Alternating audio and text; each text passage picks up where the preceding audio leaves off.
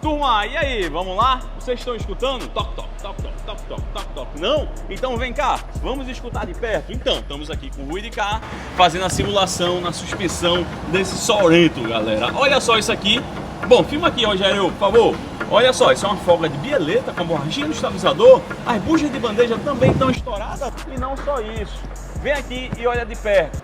A coifa da junta mocinética, ela está expelindo graxa. Significa que ela está furada, turma. Então, além disso, vamos desmontar os amortecedores para poder fazer uma inspeção e fazer uma análise como deve ser feito, turma. E aí, vamos lá?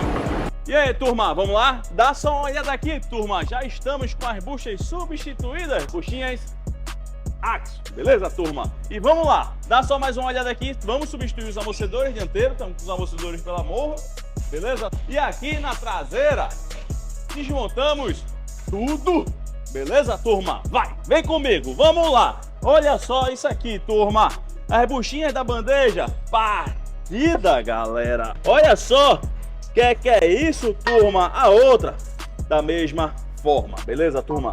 Olha só essas buchinhas do braço articulado também partido, galera. Mais outra aqui para coleção. Então, vamos lá, vamos substituir. Da mesma forma, estamos aqui com as buchinhas da bandeja superior partido, galera. Agora, olha só isso aqui.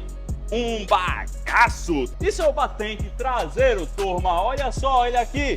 Esse era o lado direito, já era. Agora estamos falando do lado esquerdo, batentezinho bagaço, beleza? Deixa eu ver se eu tiro ele aqui. Olha só.